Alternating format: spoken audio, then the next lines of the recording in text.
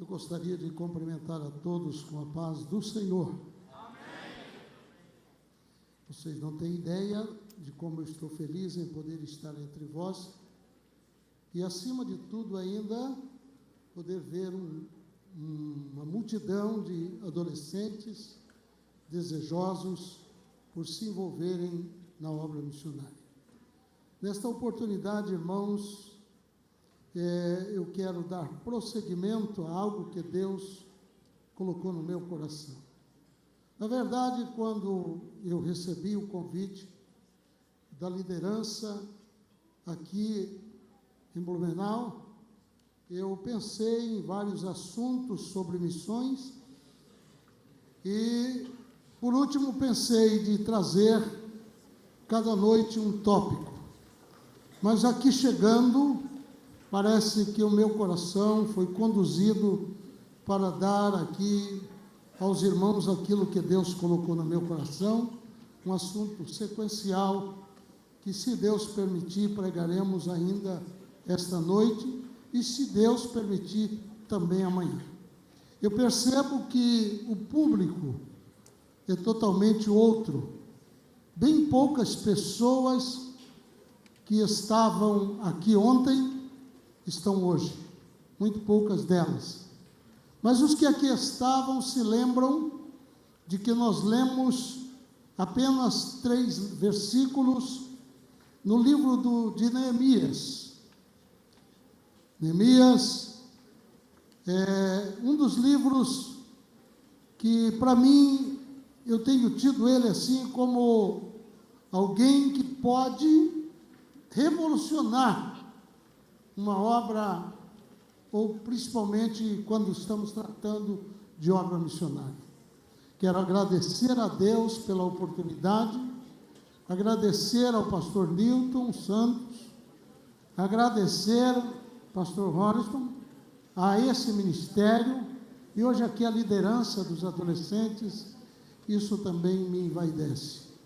Agradeço a Deus por ter conosco 2 companheiros que estamos juntos, que vieram conosco, o pastor Sérgio, que é o nosso primeiro vice-presidente e diretor de missões, e o pastor Ronei, que é o nosso tesoureiro da nossa Secretaria de Missões. E nesse instante, então, nós vamos apenas repetir o texto que lemos ontem. Neemias, capítulo 1, versículo 1, 2 e 3. Se me permitem, eu queria dar uma oportunidade a toda a igreja para comigo participarem da leitura bíblica. Eu vou ler o primeiro versículo, depois pedirei a vocês, se possível, lerem o segundo, depois nós vamos ler juntos todos o terceiro. Vamos lá? Amém? A palavra de Neemias, filho de Acalias, e sucedeu no mês de Quisleu, no ano 20º, estando eu em Suzã, a fortaleza.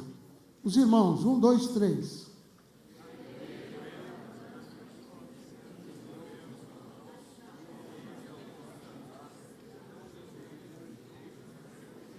Não. Vocês são melhores do que isso. Isso, pronto. 1, 2, 3.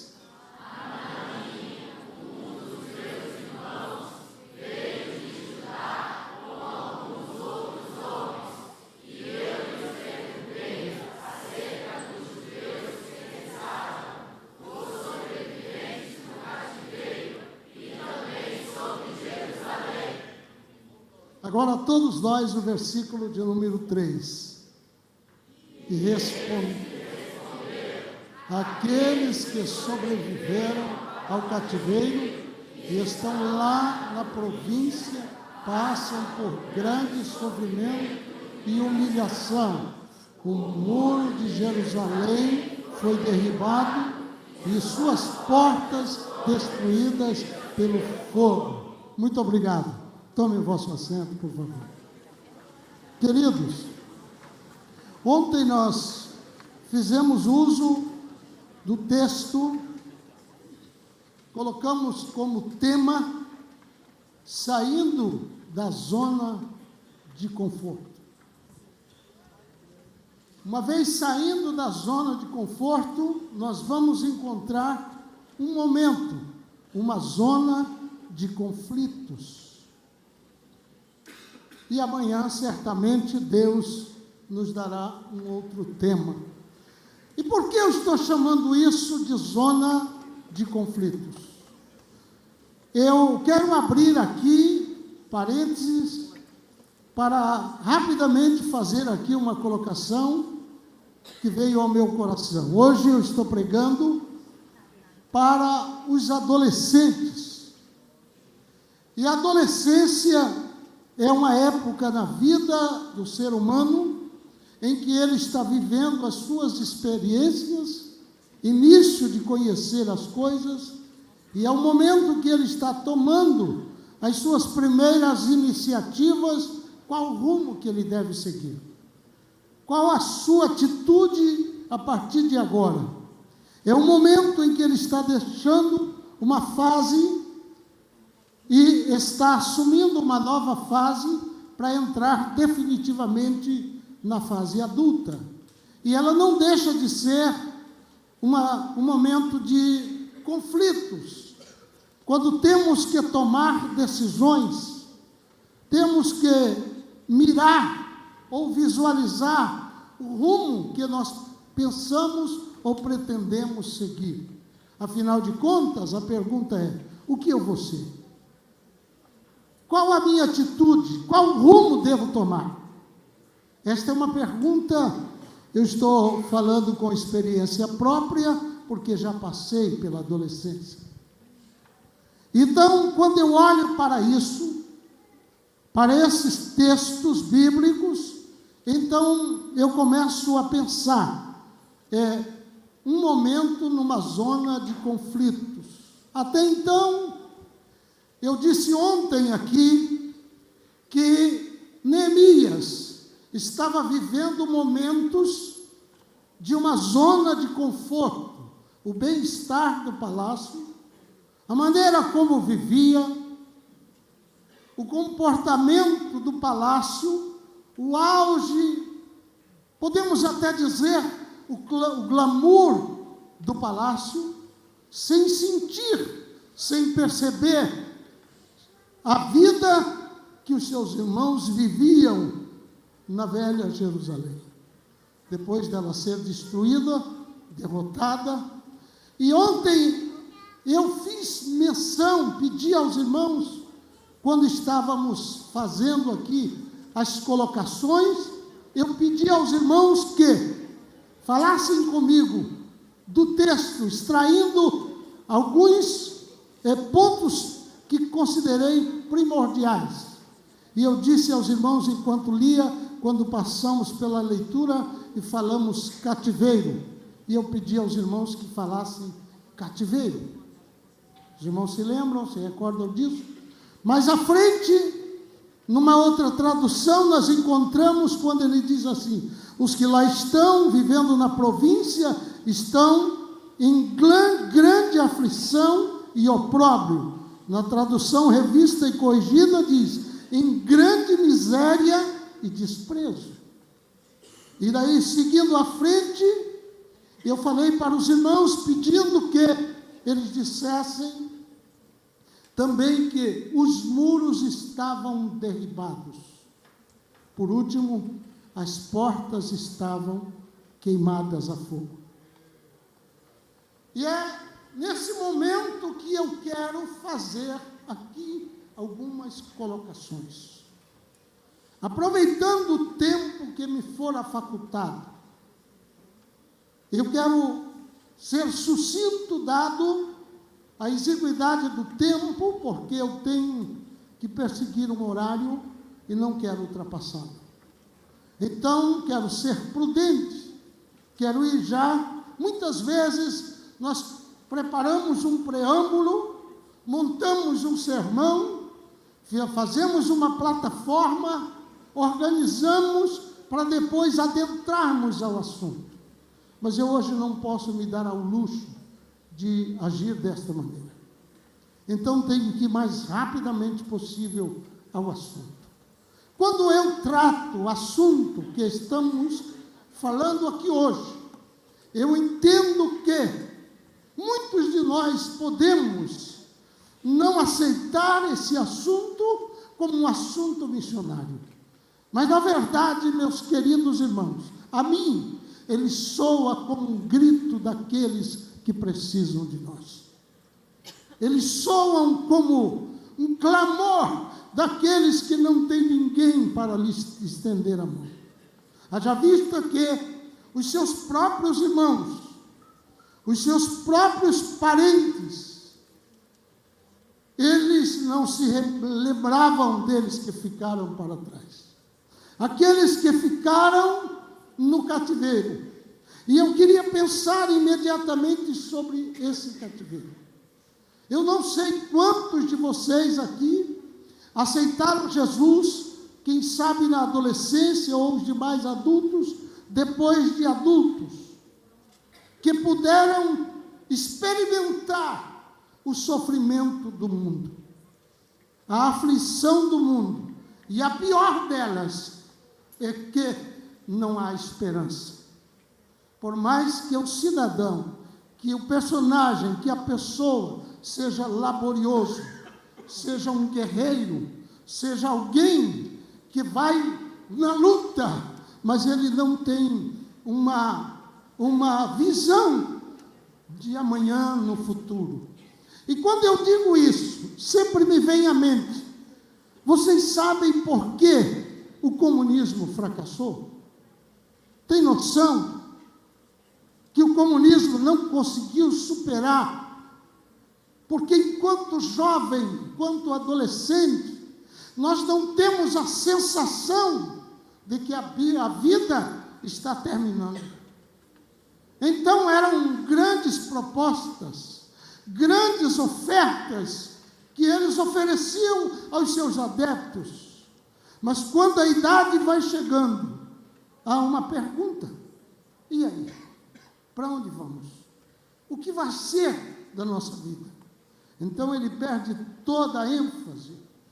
Então, meus irmãos, e eu quero lembrar aqui algo interessante.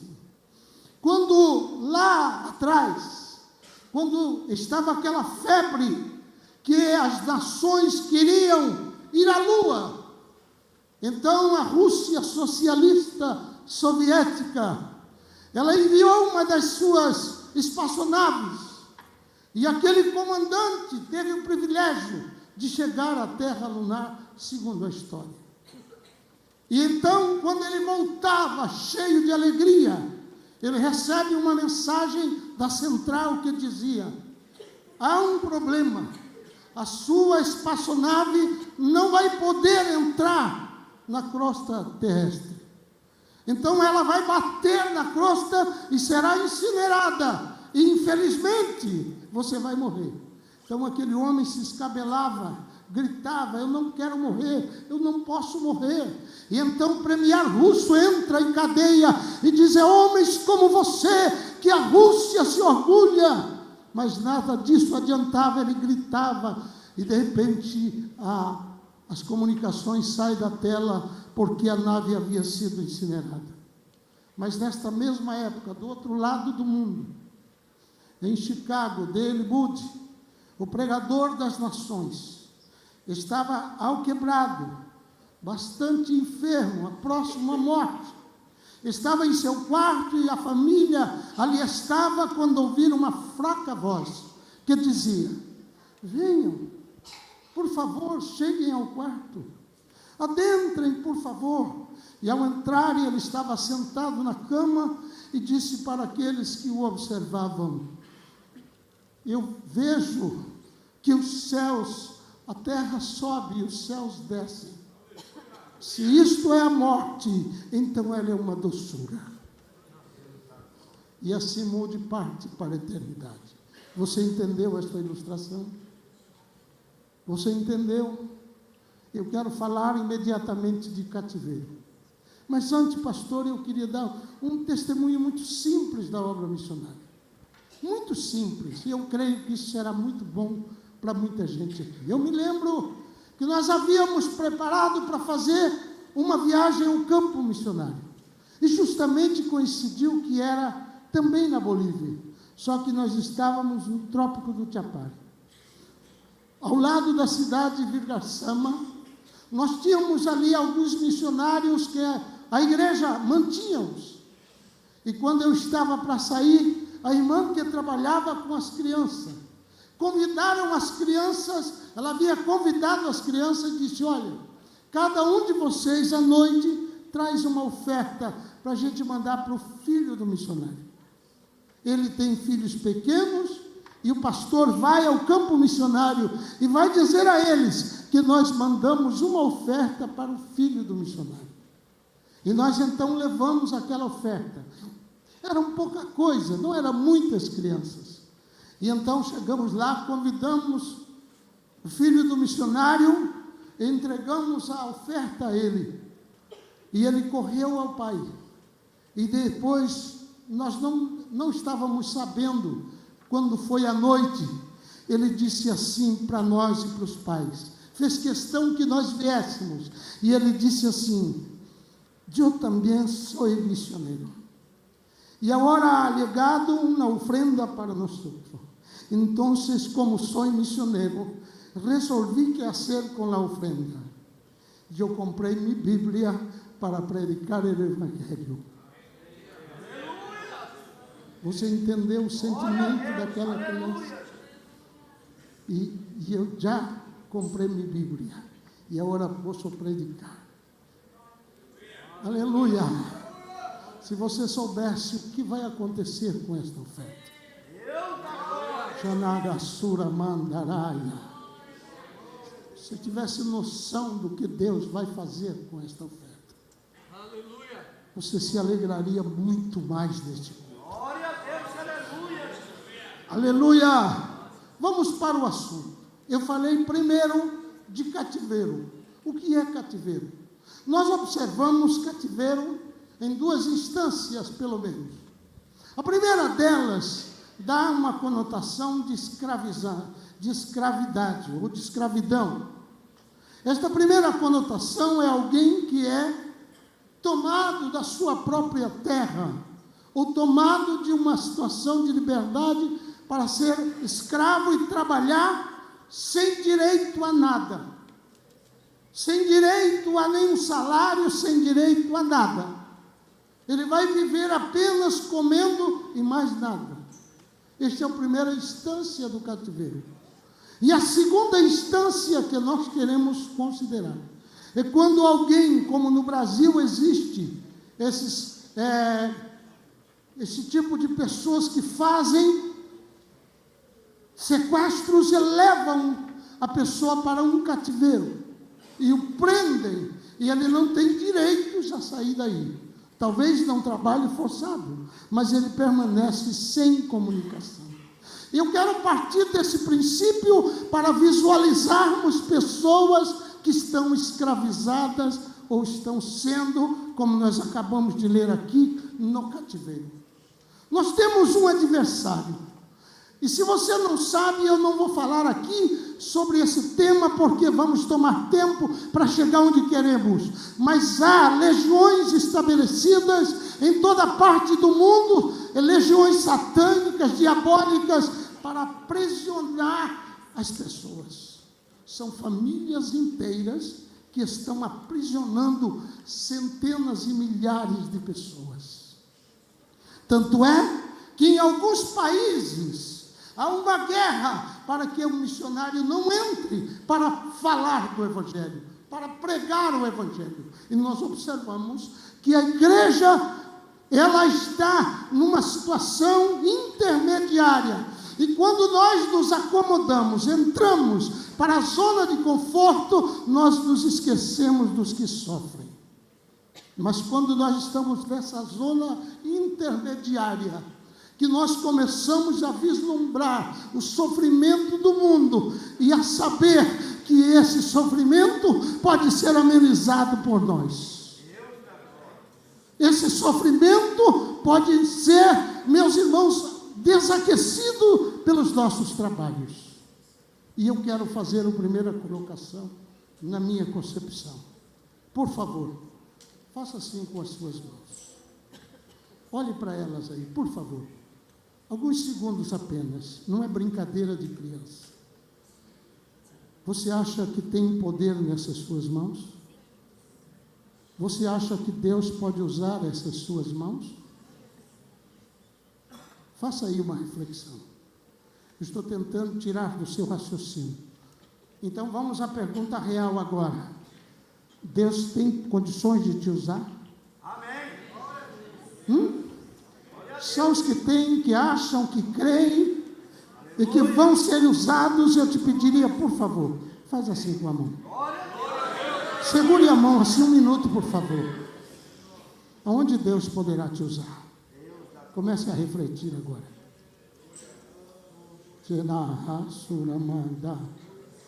Deus está precisando de alguém nesta última hora. Aleluia. Aleluia. Precisamos de 2 tipos de libertadores para esses que estão nessa situação de cativeiro. Existem aqueles que vão para libertar os prisioneiros que são escravos e precisam de outros que vão para estourar cativeiros. Alguns vão para libertar escravos. E como é que se liberta escravos? Fazendo um resgate, tirando ele das garras do opressor, tirando ele de uma situação de escravidão e de sofrimento. E eles serão eternamente gratos àqueles que os resgatarem. E por isso eu sempre digo que a igreja missionária, ela é premiada, ela é abençoada, ela é presenteada, ela é elevada, ela é acrescida, ela é abençoada, ela é visitada pelo Espírito de Deus, porque esse é o papel da verdadeira igreja. Quantos aqui são resgatadores? Você pode abrir a tua boca? Aleluia! Você pode abrir a tua boca como resgatador? Deixa eu me perguntar mais uma vez, mais uma pergunta. Quantos aqui se acham úteis no reino de Deus? Você entendeu a minha pergunta? Levante bem alto a tua mão para responder. Eu sou útil, quero ser útil. Aleluia! Aleluia! Nesta noite, nós estamos trabalhando aqui como resgatadores. Mas tem uma outra coisa. Nós falamos aqui de uma segunda instância. Precisamos daqueles que vão estourar os cativeiros. Isso exige uma ação rápida. Isso exige uma ação de momento. Uma ação que não pode demorar. Porque aquela pessoa naquele cativeiro, ele não vai suportar muito tempo e vai desfalecer e morrer. E quem sabe nós vamos chegar atrasados. Quem sabe quando chegarmos, já não haverá mais tempo. Você está pensando no que eu estou pensando? Você vai dizer, pastor, eu sou inteligente, como é que eu vou saber o que o senhor está pensando? É o Espírito de Deus que está em mim, está em você também. Aleluia. Aleluia. Nós temos o grande exemplo de Jesus. Pedro disse que ele desceu ao cativeiro. Ele desceu às partes mais baixas e levou a mensagem aos que estavam em prisão. A Bíblia diz que quando Jesus morre, lá no Gólgota, a terra tremeu, havia trevas. E a Bíblia diz que os sepulcros se abriram e corpos de santos se levantaram ressuscitando e foram vistos por muitos. Agora, quando Jesus sai aqui da terra, quando ele está aí, ele disse, me é dado todo o poder do céu e na terra. Mas quando ele está subindo, ele diz assim, eu vos dou poder. Quantos receberam esse poder? Eu vos dou poder. Aleluia! Quantos receberam esse poder? Se você puder, faz algum gesto, diga alguma coisa, abra a tua boca. Eu vos dou o poder. E ele começa a anunciar o poder que ele havia dado. Pisar escorpiões, pisar a cabeça da serpente, libertar os cativos. Bendito seja o nome do Senhor. Pastor, eu nunca vi grupo ganhar mais almas para Jesus do que adolescentes. Eu nunca vi. Eu sou pastor há mais de 30 anos e nunca vi dar tanto fruto na igreja como adolescentes. Eles são irrequietos, eles são um tanto complexos. A linguagem dele foge da linguagem adulta, mas com essa linguagem é que eles estão. Eles sabem como se comunicar e arrancar os prisioneiros. Quem de vocês não conhece na vila um traficante, um adolescente que está nas drogas, que está lá vendendo tráfico, que está lá sofrendo? E você tem uma palavra de Deus. Quantos tem? Quantos tem? Quantos tem? Levante a mão e diga: eu tenho. Eu tenho. Eu tenho. Então esse cativeiro espera alguém corajoso. Eu falei primeiro de um cativo que está sendo escravo. Eu me lembro que um dia, muitas vezes, requer daquele que vai resgatar os cativos uma coragem excessiva, uma coragem que vai além da humana. Eu me lembro que nós fazíamos evangelismo. Pastor Sérgio tinha na época mais ou menos 7 para 8 anos. E ele ia com uma caixinha de som, e o mais velho, que hoje é pastor presidente, um dirigia o culto e o outro pregava, daí o outro dirigia, o outro pregava. E numa tarde, talvez ali para meio-dia e meio, 1h, 2h da tarde, nós estávamos passando, e eu escutei um barulho lá numa casa, bum, bum, bum, aquele barulho que é tão tradicional. E eu disse para um colega: vamos fazer um culto aqui? E ele olhou para mim e disse: será que vai dar certo? Estou falando da coragem do que vai resgatar. Eu disse: vai. O evangelho dá certo em qualquer lugar. Então vamos arrumar. Eu disse: não, eu vou pedir aí a energia aí. Ele disse: olha, isso aí é muita ousadia. Eu disse: não, mas nós vamos sim. Aí eu cheguei na porta, fiz um barulho assim com a mão, talvez nem tivesse batido palma direito, e saiu um camarada de lá fungando, e chegou ali: que Messê quer? Eu entendi que não era quem eu queria falar. Que Messê quer? Eu disse: eu queria que você emprestasse uma energia para a gente fazer um culto aqui. Ele disse: tem que perguntar para a senhora. Eu digo: então pergunte. Ele entrou lá dentro e voltou de novo. Ele disse: ela disse que o senhor só pode fazer se for aqui dentro. Eu disse: não, mas eu quero fazer aí dentro mesmo. Fazer aqui fora para não incomodar vocês. Se é possível, então nós vamos entrar aí. Aí entrou o pastor Sérgio, que era de 7 para 8 anos, entrou o outro que tinha 10 ou 11, entrou a minha esposa, mais um grupo de jovens e adolescentes. E quando nós chegamos lá dentro, aquele barulho parou, e aquela mulher fez uma carranca muito feia, e nós começamos a falar de Jesus, e o atabaque deles parou, aqueles que estavam dançando e fungando parou também. Jesus entrou lá dentro. Você não tem noção.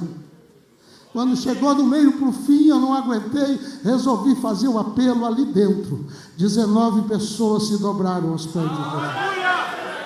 Eu estou falando de ousadia. Eu estou falando de ousadia. Quantos de vocês entendem que há um revestimento de Deus na sua vida? Espera aí, você não entendeu não. Quando eu falo desse revestimento, você sente ele quando se toca nisso. Não é algo artificial, é algo tremendo, glorioso. Vamos fazer um teste? Quantos de vocês sentem que tem esse revestimento na sua vida? Bem lentamente, levante a tua mão. Vamos ver se é verdade. Bem alto, levante a tua mão. Fecha os teus olhos, eu quero ver você sentir essa presença. Os que são batizados com o Espírito Santo, eles serão mais cheios do Espírito Santo. Esse revestimento glorioso, aleluia, aleluia. Pode adorar a Deus quem está revestido, porque só quem está revestido tem graça de Deus para adorar, tem graça de Deus para invadir o reino das trevas, tem graça de Deus para enfrentar o adversário e resgatar os escravos. Aleluia!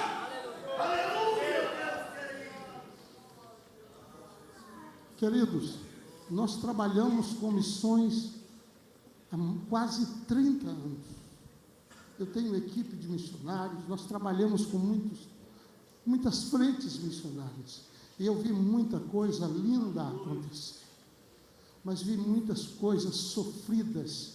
E um dia eu estava pregando numa escola bíblica no Belenzinho. E eu disse aos irmãos, porque eu sofri um dos maiores embates que um agente de missões, um pastor que faz missões, pode receber. Eu me lembro que nós enviamos, pastor Hollister, missionários para várias partes do mundo, mas eu mandei um casal para o Piauí. E aquele moço trabalhou ali 5 anos. No 4 anos, quase 5, eu fui visitar aquele homem, e eu cheguei lá e senti que havia alguma coisa estranha. Para vocês terem noção, quem é o inimigo que nós lutamos com eles? Quem é o inimigo que é contra a obra missionária? Eu fiquei assim, um tanto preocupado, e nós viemos embora. Passaram-se mais ou menos 60 dias, e eu recebo um telefonema, era a irmã, a missionária, a esposa daquele homem, chorando, desesperada, e disse: pastor, escute isso, irmão, segura aí no banco. O pastor fulano de tal, o missionário fulano de tal, acabou de se suicidar. Acabou de se suicidar. Ele deu um tiro aqui embaixo do queixo, com a espingarda calibre 20, e morreu instantaneamente. E eu comecei a... Sabe aquilo que você perde o rumo da vida? O que eu vou fazer agora? Meu Deus, vou largar a mão disso. E então, o Espírito de Deus veio e me disse: porque morreu alguém na batalha, os outros perderam, ou você será também um perdedor? E eu comecei a pensar, irmão, eu levei 6 meses com aquele trauma. E um dia, eu estava em casa já, depois da meia-noite o telefone tocou. Era o pastor daquele estado. E ele disse: pastor Benedito, a obra missionária lá naquele povoado precisa do senhor. E eu disse na lata: eu não vou mais ajudar. Ele disse: eu liguei para o senhor porque Deus disse que o senhor vai ajudar. E eu disse: pastor, mas eu disse que não vou ajudar. Ele disse: qual a palavra que vai valer mais, a sua ou a dele?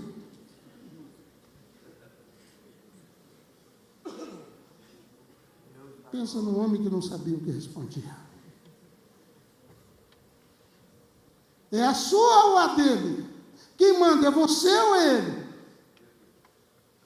Você é servo ou você é senhor? Eu disse: esse homem não tem essa autoridade toda. Parece que ele me ouviu eu pensando isso e disse: a autoridade não é minha, a autoridade é o Deus que você diz que serve. Você vai fazer a obra missionária.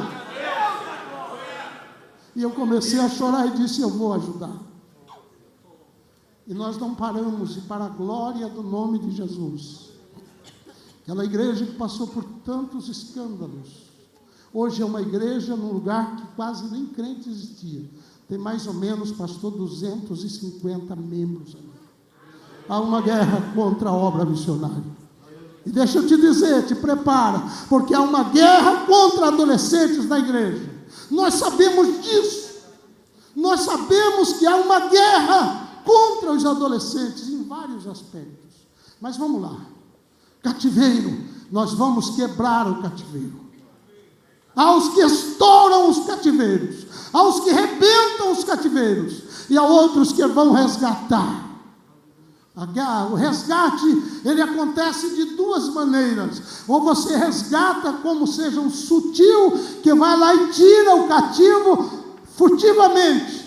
E vai aquele que vai para a guerra, vai confrontar o adversário, vai confrontar o escravizador. E é isso que a igreja brasileira precisa fazer. Eu vou contar aqui algo que eu ouvi de alguém com informações que procedem. Eu não sei, aqui talvez muita gente nem se lembre mais disso, mas quando caíram as torres gêmeas lá nos Estados Unidos, houve um abalo mundial. As cadeias de televisão e de rádio tocavam 24 horas por dia, soldado ferido. Então Franklin Graham, que estava querendo iniciar o seu ministério, havia dito ao seu pai que seria um ministro, pregador do evangelho. Ele vai para cima daqueles escombros e faz um culto dizendo: as torres caíram, e elas caíram porque nós fracassamos, mas aqui estão os alicerces. Se tirarmos os escombros, poderemos fazer aqui umas torres mais fortes, mais lindas, porque nós temos os alicerces. A igreja americana fracassou, mas se nós quisermos tirar esses escombros, ela será muito forte, ela será poderosa. Então Billy Graham toma uma atitude de fazer um trabalho, uma cruzada de oração, e requisita 100 missionários do mundo e leva para a Praça Central em Nova York. E ele coloca as bandeiras dos países em volta da praça, onde faria uma noite, uma campanha de oração, uma cruzada de oração. Enquanto eles estão se organizando, o chafariz recebe um vento e a água do chafariz é jogada na bandeira brasileira. Então Billy Graham diz para todos: vamos orar. E um daqueles missionários disse: evangelista, por que vamos orar? Diz para Deus mandar um reavivamento para os Estados Unidos. Vamos orar. É os guerreiros da oração. Vamos orar. E quando eles começaram a orar, Deus levanta um missionário coreano, falando em língua portuguesa, e grita no meio daquela multidão: não adianta orar, porque eu já vos rejeitei, mas o meu avivamento eu estou mandando para a nação cuja bandeira a água do chafariz acabou de molhar. É para lá que eu estou mandando o meu avivamento. O avivamento veio para cá, o avivamento veio para você, o avivamento veio para mim, o avivamento veio para esse obreiro, e nós somos os guerreiros que vamos resgatar. Quantos topam o desafio aí? Quantos topam o desafio? É um desafio. Quantos topam? Quantos topam o desafio? O avivamento veio para cá.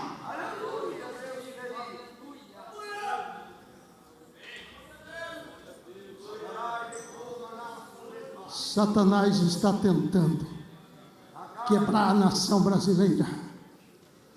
Satanás está tentando perverter a nação brasileira. Satanás quer que a nação brasileira, que as nossas crianças, os nossos adolescentes, sejam de sexo duvidoso. Eles querem que vocês sejam escravos, mas Jesus já resgatou-nos. Quantos foram resgatados? Isso alegra a tua alma. Você é resgatado? Levante a mão, vamos ver. Adore a Deus, vamos ver. Glorifique a Deus para nós vermos. Adore a Deus, o avivamento soprou. Resgatar os cativos exige também algumas estratégias. Exige, eu não tenho tempo para falar dessas estratégias, e eu não vou poder falar de todos esses assuntos, mas queridos, nós precisamos pensar um pouco mais em alguns outros detalhes. Como eu não tenho tempo, eu vou falar de um segundo tópico: a miséria. O que é a miséria, irmão? O que é a miséria? Muitos de nós, pastor, não conhecemos. Na minha mesa tem pão com abundância. É claro que nós, obreiros e crentes, tiramos 1, 2, 3 dias na semana e fazemos alguns jejuns, algumas consagrações, e nós muitas vezes fazemos isso porque queremos melhorar a nossa vida diante de Deus, mas nós temos alimento com abundância, temos o que vestir. Eu já posso me dar o luxo, pastor, de chegar no guarda-roupa e dizer qual camisa que eu vou vestir, qual o terno que eu vou pôr. Eu posso me dar o luxo, mas a miséria, ela vem. Eu estava falando de escravo, eu quero associar essas duas coisas. Eu gosto muito de trabalhar e às vezes insiro alguns testemunhos.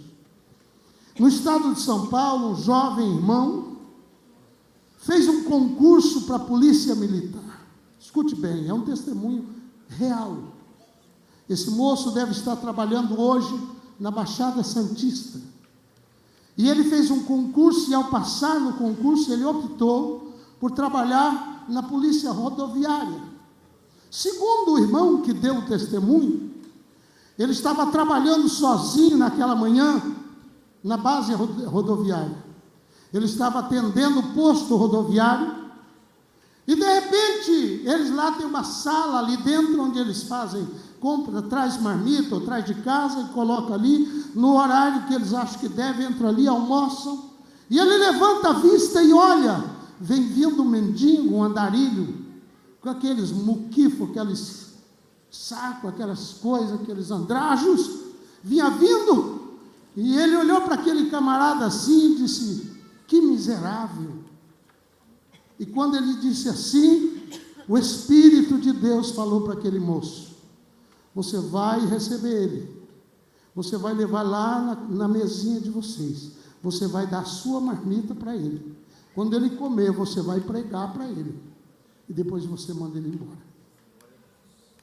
Eu disse: mas Senhor, o camarada está fedorento. Eu usei o termo aqui ontem, não sei se vocês se lembram, está numa situação terrível. E ele vem se aproximando. Quando ele chegou meio perto, o policial se postou olhando para ele, ele quis sair, quis trocar o rumo, e o policial disse: pode vir, venha. E ele todo acanhado, quando chegou ali, ele disse: entra aqui dentro. Eu acho que o andarilho falou: hoje eu vou apanhar aqui igual vaca na horta.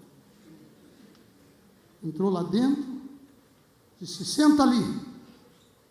Ele assustado, assentou, e o policial foi lá, pegou a marmitinha, e disse: coma, pode comer tudo, se você puder, coma tudo. Comeu, comeu, comeu. E disse: agora eu vou falar de Jesus para você. Você não é esse homem que está aí e tal. Pregou para ele, falou: a sua vida não é essa miséria não é sua, e pregou. Depois que pregou, o homem começou a chorar, catou aqueles andrajos e sumiu, foi embora. Passaram-se 6 meses. 6 meses. Por isso você não pode fechar sua boca, fale de Jesus. 6 meses, encostou um carrão. Encostou o carro, ele ia mandar o carro parar, mas o carro parou antes de aí. Desceu um senhor bem alinhado, e veio, estendeu a mão para o guarda, mas não disse nada, só estendeu a mão. Quando o guarda foi pegar na mão dele, um pouco receoso, ele disse para o soldado: o senhor me conhece? O soldado disse: eu não te conheço. O senhor me conhece, sim. Se eu não te conheço, o senhor conhece. Você está querendo o quê? Ele disse: eu quero dizer que o senhor me conhece e eu conheço o senhor. Eu disse: mas quem é o senhor então? Ele tirou os documentos e disse: eu sou médico, professor de uma faculdade. Eu disse: mas de onde o senhor me conhece? E de onde eu te conheço? Ele disse: daqui, daquela mesinha lá. Mas como que é isso? O senhor se lembra, há alguns meses, talvez uns 6 meses, não sei quanto tempo mais, o senhor abordou um andarilho cheio de andrajos aqui, e mandou que eu comesse uma marmita ali, era eu. Eu tinha tido uma decepção com a minha família, Eu tive uma decepção muito grande, eu resolvi abandonar tudo, mas aquele dia Deus me fez ver que aquele não era o meu verdadeiro caminho. Aqui está o meu cartão, eu me batizei nas águas, o Senhor me salvou, o Senhor me resgatou. Abra a tua boca, Deus tem milagre para fazer através da tua boca.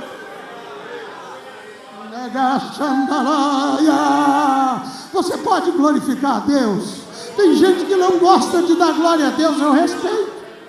Tem gente que não gosta de dizer aleluia, eu respeito. Mas eu gosto de dar glória a Deus, eu gosto de dizer aleluia, eu gosto de falar em língua estranha. Eu não vim aqui para mudar o seu conceito, eu vim aqui para saber que Deus precisa de você como um guerreiro. Deus precisa de você como resgatador. Deus precisa de você. Ai, amandaraga, para quebrar cativeiro, estourar cativeiro. Você pode estourar cativeiros. Pode ou não pode, pastor? Eu me lembro, vou terminar. Quando eu assumi uma igreja no estado de São Paulo, cidade de Martinópolis, cidade talvez dos 22, 23 mil habitantes, era uma igreja muito pequena, e nós começamos a trabalhar, e aos 15 quilômetros da cidade tinha uma vila, tinha uma represa, um balneário, e do outro lado tinha uma vila, que alguns pastores tentaram abrir o trabalho, apanharam, foram expulsos. E eu sempre muito teimoso, resolvi abrir um trabalho naquele lugar. E aí, vamos trabalhando, e um dia frio como hoje, talvez chovendo, não tinha ninguém, irmão. Eu levei uma Kombi com um som, era eu e mais meia dúzia de crentes corajosos que tiveram coragem de encarar aquele negócio. E eu pus a Kombi assim numa esquina, e liguei aquele som e preguei na minha concepção, naquilo que a minha mente abordava. Eu estava pregando para umas 1000 pessoas, quando eu estava pregando para uma rua deserta, onde estava caindo uma garoa fria. E eu pregava, pastor, e eu pregava, e Jesus te salva, Jesus vai te tirar desse cativeiro, Jesus vai te libertar, você nunca mais será a mesma pessoa, e tal, e preguei empolgadamente. Preguei uns 45 minutos, e eu fiz um apelo, eu digo, está chovendo, a garoa está gelada, mas aí onde você está, ajoelha aí, levanta a tua mão, e eu vou orar por você, para que o seu nome seja escrito no livro da vida. Alguém olhava e está pirado, está doidinho. Tudo bem, passou, alguns meses, talvez uns 8 meses para frente, eu fui convidado a pregar numa igreja, um pastor amigo meu, era um congresso de senhoras, e eu fui para lá. Cheguei quando já estava para começando o culto, e as irmãs estavam ali se preparando para entrar, e quando eu cheguei na porta, uma senhora ainda muito jovem, muito bonita, e ela me parou e disse assim para mim: pastor, o senhor me conhece? Eu disse: não, senhora. Eu disse: é verdade, o senhor não me conhece, mas eu lhe conheço. E ela usou o seguinte termo: eu quero te transportar. Lá tinha um apelido naquela vila, se você falasse o nome daquela vila, o apelido você apanhava sem dúvida. Você não saía de lá se não tivesse umas 2, 3 costelas quebradas. E ela usou o nome da vila, que era para mim não pensar em outra coisa. O senhor se lembra lá da vila, o cachorro sentado? Parei assim, ai, o que eu arrumei aqui? O senhor se lembra assim daquela noite fria, que estava garoando, que o senhor pregou assim, assim, assim? O senhor se lembra? Eu fiz uma reflexão e disse para ela: me lembro. O senhor se lembra que o senhor disse que onde eu estivesse, era para mim ajoelhar e levantar a mão? Eu estava num prostíbulo com mais 15 mulheres, e eu não quis ajoelhar na sala, saí do lado de fora, e na lama eu caí de joelhos, levantei a mão, aceitei Jesus. O meu parceiro, amante, era traficante aí em Presidente Prudente. Eu passei por lá e convidei ele para ser crente. Ele quis me bater e disse que eu não podia largar dele. Eu vim embora para cá. Os meus pais moram aqui. Agora eu estou aqui participando do círculo de oração. Jesus já me batizou. Eu já sou batizado nas águas. Eu estou servindo a Deus. Abra a tua boca, você é resgatador. A tua palavra tem poder. Aleluia. Você pode sim ser um desses resgatadores. Deus pode te usar. Pastor, meus minutos esgotaram. Me permita eu orar por essa gente? Primeiro eu vou fazer um apelo. Qual que é o apelo? Você que quer ser um instrumento de Deus, sonha com isso. Se eu posso pedir, fiquem de pé, por favor. Os que sonham em ser usados por Deus, principalmente como resgatadores, você tem coragem de enfrentar o desafio, sair daí e vir até aqui à frente? Onde estão os que têm coragem?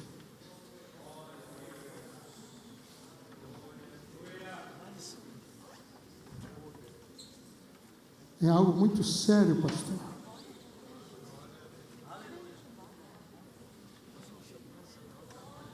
Existe um hino da harpa que eu acho muito lindo, e principalmente questão missionária. Vou cantar só a primeira estrofe, se vocês der conta de tocar para mim, porque não é fácil, hein?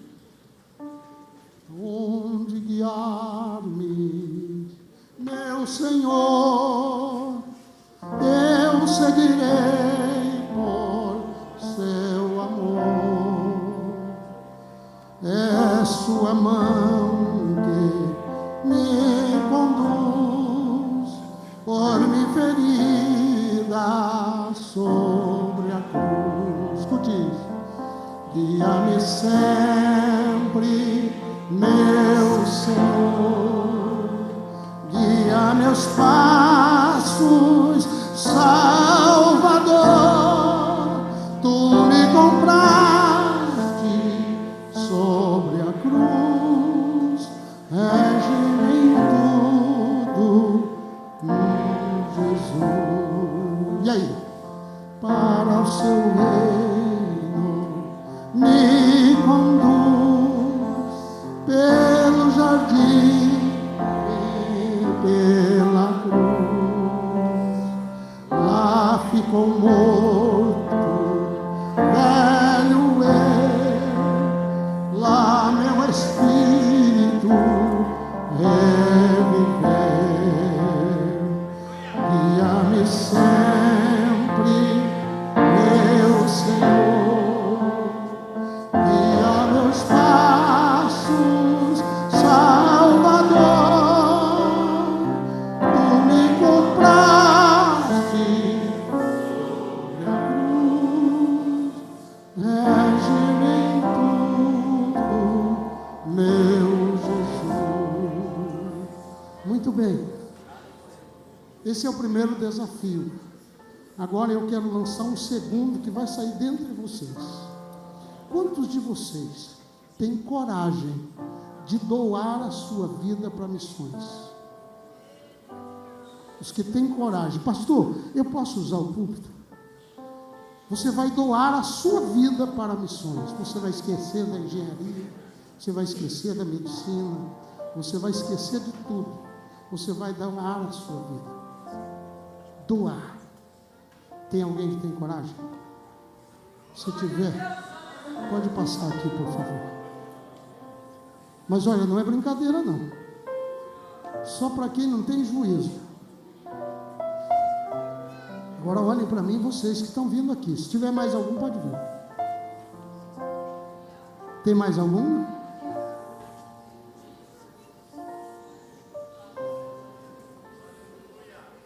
Eu quero que vocês reflitam no que vocês estão fazendo. Pode chegar mais perto aqui que eu quero falar aqui com vocês. Eu trabalho com missões há alguns anos. Eu já vi muita coisa acontecer. E uma delas é que o missionário foi e nunca mais voltou. Vocês estão dispostos a abrir mão do idioma de vocês? Estão dispostos a abrir mão do idioma? Vocês estão dispostos? Deixa eu olhar para mim aqui. Vocês têm juízo mesmo? Vocês sabem o que estão fazendo? Sabe? Tem certeza? Mas e se você nunca mais vir à sua terra natal?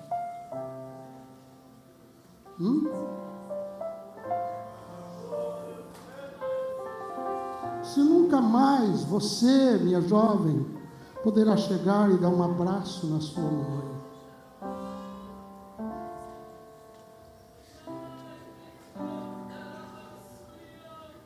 Isso que chama-se renúncia. Pode deixar o Espírito de Deus trabalhar na vida de vocês. Olhem bem, é uma decisão. Eu não sei se a Secretaria de Missões enviará a todos vocês, ou como será isso. Mas, minha jovem, você está disposta a viver em meio a um povo pobre, sem cultura, sem higiene? Você teria coragem disso? Veja bem, hoje eu creio que você tem o seu quarto, você tem a sua cama, você tem a sua família. Mas e aí? Meu jovem, o que você vai fazer dos seus projetos? O que você vai fazer com os seus sonhos? Vai deixá-los? Mas por que vai deixá-los? Por amor de Jesus. Está correto? Qual seria a sua resposta? Por que você vai deixar tudo? Porque eu amo muito missões, eu contribuo com a igreja, eu gosto muito desse ministério. Você gosta desse ministério? Eu queria perguntar para essa moça, uma resposta concreta. Por que você tomou essa decisão?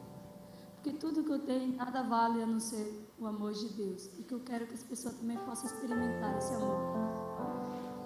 É isso que você pensa ou tem uma outra ideia? É a mesma resposta dela.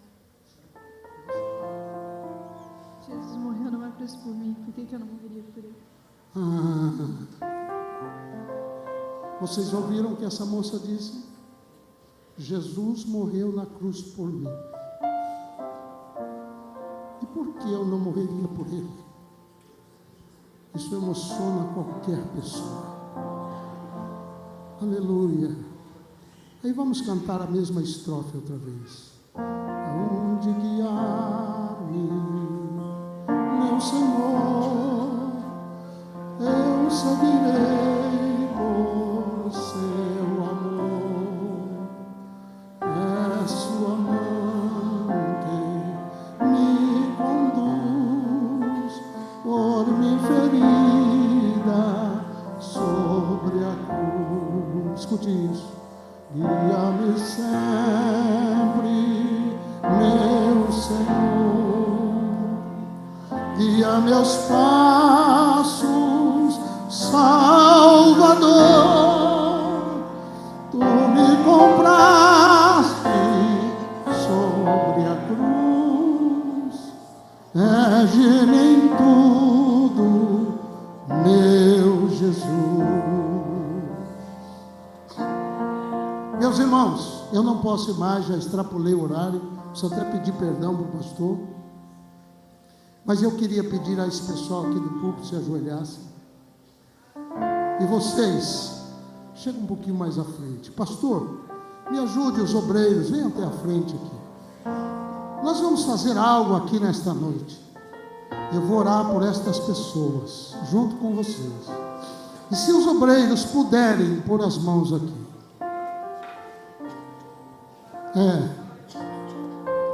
Eu vejo lágrimas. Vocês desejam ser útil? Eu queria que essa menina olhasse para mim. Há uma guerra contra você, minha filha. Satanás procura destruir a tua fé, te lançar num charco de lodo, numa podridão, Mas eu quero que saibas, o Senhor Jesus te escolheu, por isso Ele te odeia e quer ver você no charco. Mas levante a tua cabeça e diga: Jesus, toma conta da minha vida.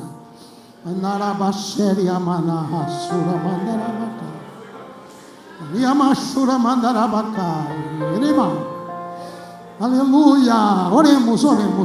Pastor Sérgio, vem orar aqui, meu filho. Aleluia. Quantos estão sentindo ferver o seu coração aqui? Os que estão sentindo ferver o coração, levante a mão para me ver. Está fervendo o teu coração está fervendo. Deus está querendo fazer uma obra na tua vida. Aleluia. Espírito Santo, aqui está a tua igreja. Aqui está, Senhor, adolescentes que vieram aqui porque são necessitados de Ti, Senhor. Aqui está um grupo que se doaram para Ti, Senhor. Deus, reveste os Teus filhos aqui nesta noite, enche eles da Tua graça, Senhor. Eles estão se entregando sem reservas de domínio, dispostos a ser usados por Ti. Espírito Santo, dê dons espirituais. Espírito Santo, entra na vida deles, dê porção do Teu Espírito Santo, dê dons espirituais, dê dom da palavra, abre a janela do céu, dê visões espirituais. Deus, amplia a visão dos Teus filhos, dê visões de resgatadores, de ganhadores de almas para o Teu reino. Ó Espírito Santo, faz uma grande obra, em nome de Jesus.